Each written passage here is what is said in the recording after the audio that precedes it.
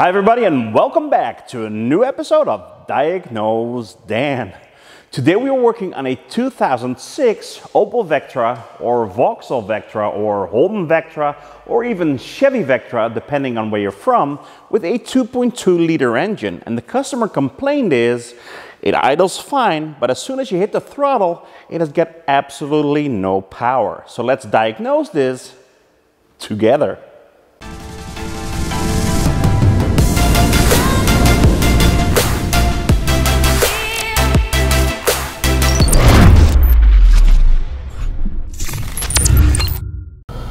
So in the next step, we're going to confirm the customer complaint.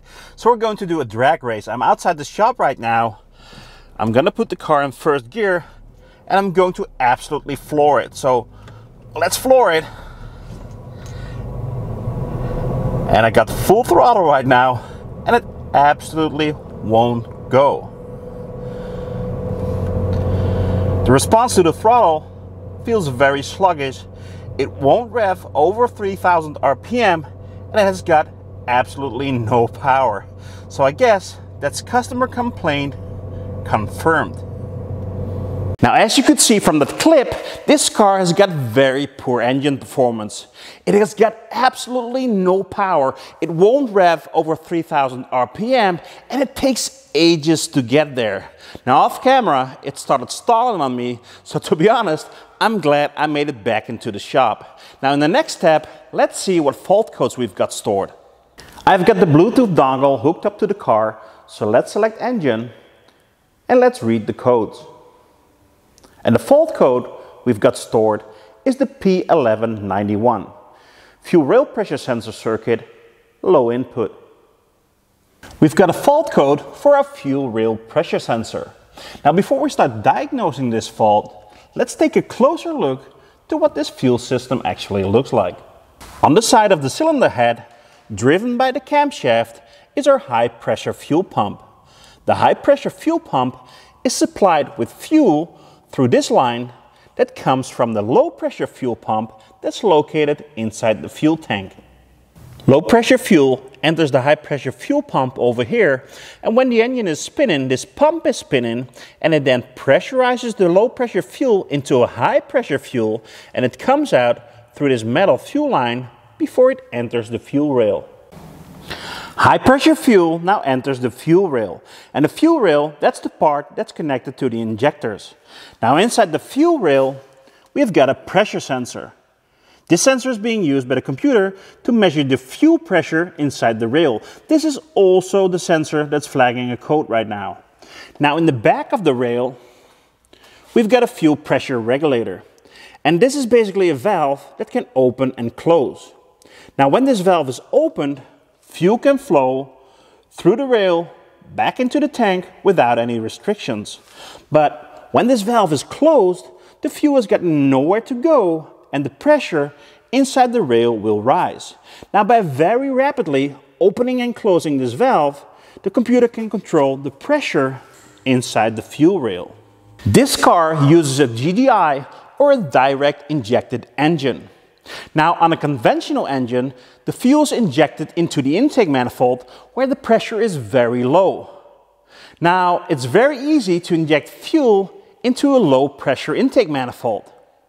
But on a GDI engine, the fuel is injected directly into the cylinders where the pressure can be very high. Now to get any fuel into a pressurized cylinder, your fuel pressure needs to be even higher. And that's why a GDI uses a high pressure fuel pump. Now when you're driving this car, it really feels like a fuel delivery problem.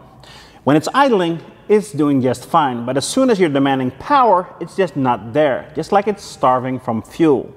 Now since we've got a fault code for the pressure sensor, let's take a closer look to the data pit for that sensor on our scan tool. On the scan tool, I've got desired fuel pressure. This is the fuel pressure the computer would like to see, and the actual fuel pressure measured by the sensor inside the fuel rail. You can see how the pressure regulator is opening and closing that valve and trying to regulate the pressure to meet the desired value. The desired fuel pressure right now is 50 bars, and the actual pressure is also about 50 bars. The engine is idling fine, everybody's happy, there's no problem right now. In the next step, I'm going to hit the throttle. The desired fuel pressure should go up, and the actual fuel pressure should also go up and not down, because that will make the engine starve from fuel. So I'm going to hit the throttle while you guys watch that graph. So both should go up. Hitting the throttle right now.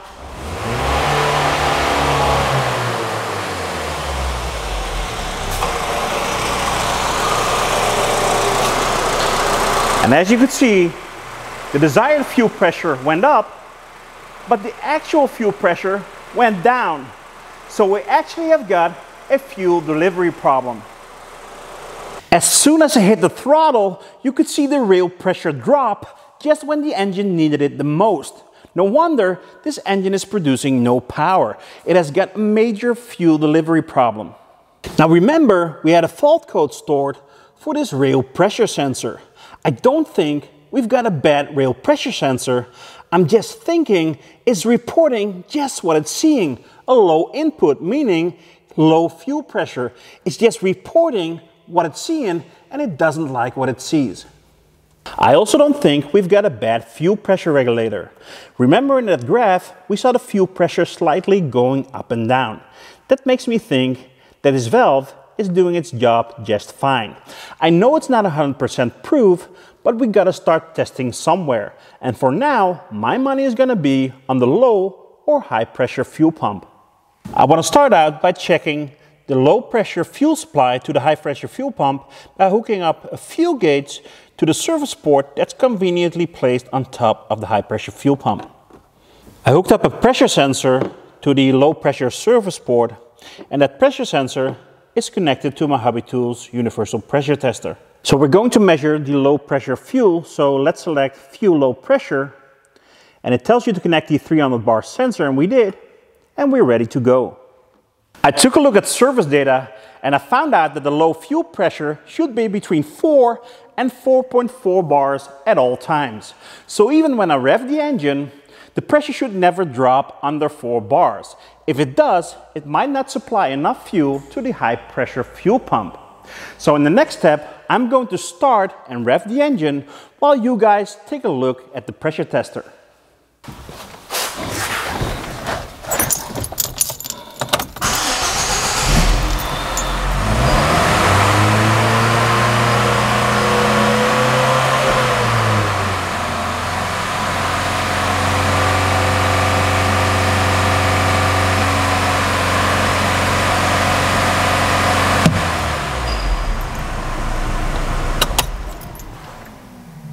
I don't know what you think, but I think that was pretty close. We saw 3.9 bar for a moment, but that drop was not as dramatic as we saw on the high side, where the pressure almost totally disappeared. So the low pressure side is definitely not our problem. In the next step, I want to shift our attention to the high pressure fuel pump. I want to remove it from the car and do a visual inspection.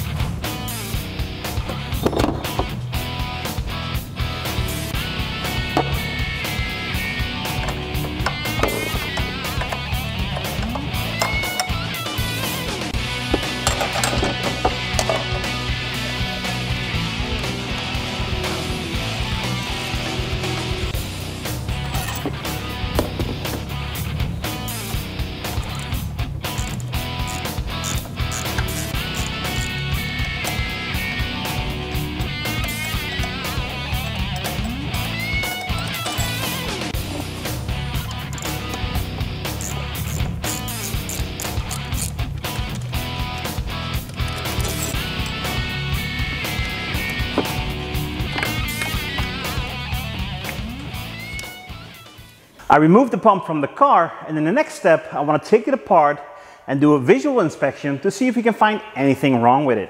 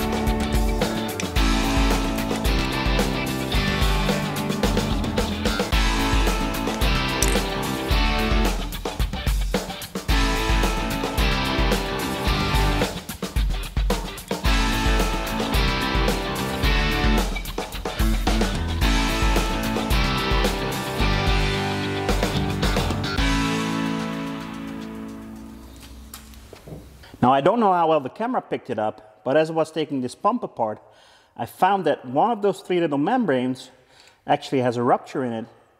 And you can see it better when I stick my screwdriver through it. You can see it's ruptured. Now the other two are fine. Nothing wrong with those.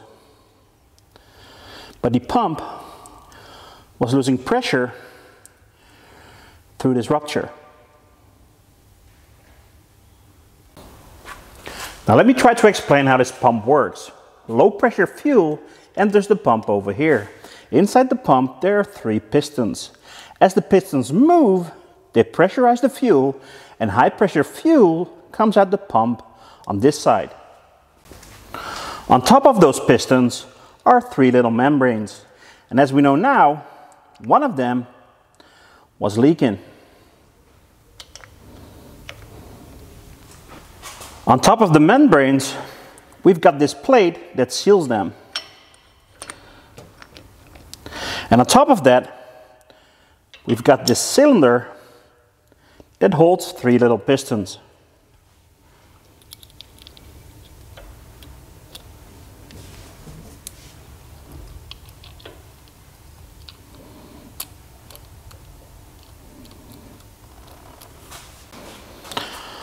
On top of that, we've got an axle that's driven by the camshaft, and on the other side, there is a plate on an angle.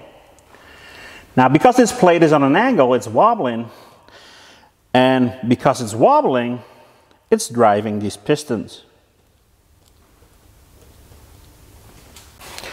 These little pistons aren't directly pushing on the membranes. Normally, this housing is filled with hydraulic oil. These pistons push down the hydraulic oil, and the hydraulic oil moves the membranes. When I opened the pump, it wasn't filled with hydraulic oil, but with this, something that might look like oil, but smells like fuel. Now, most of the oil was probably injected into the engine, and because of the rupture in the membrane, fuel could enter the hydraulic side of the pump.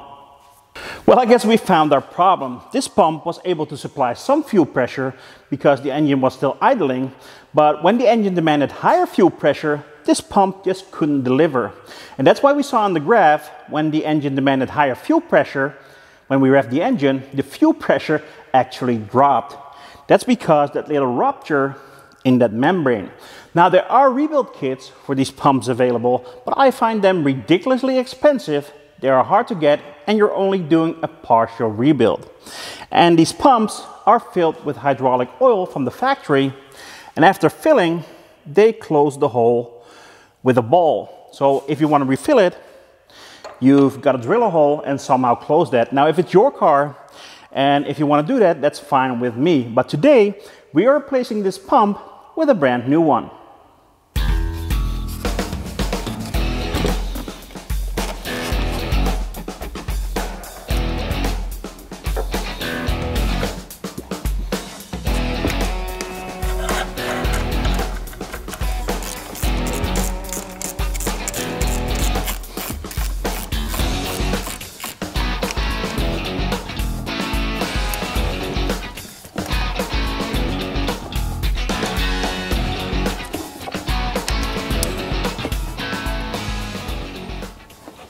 I've got the new pump installed, and when I had it running off camera for a moment just to check for leaks, I noticed that it revs like it's supposed to again, and it's much more responsive to the throttle pedal, so that's a good sign.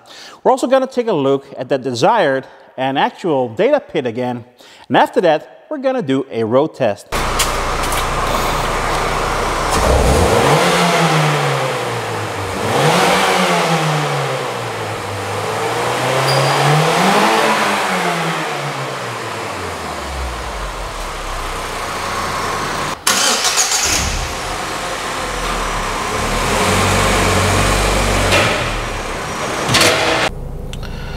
We're outside the shop again.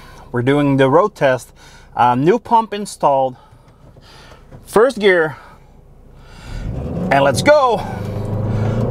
Oh yeah. That's more like it. Woohoo!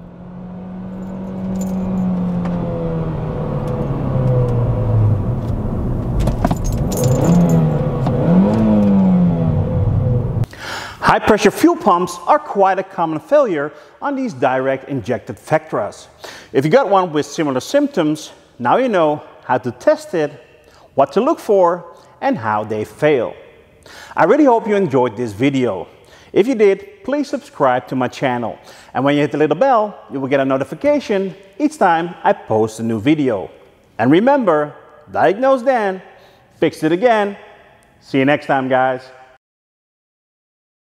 Take a look at those two data pits again. Desired fuel pressure and actual fuel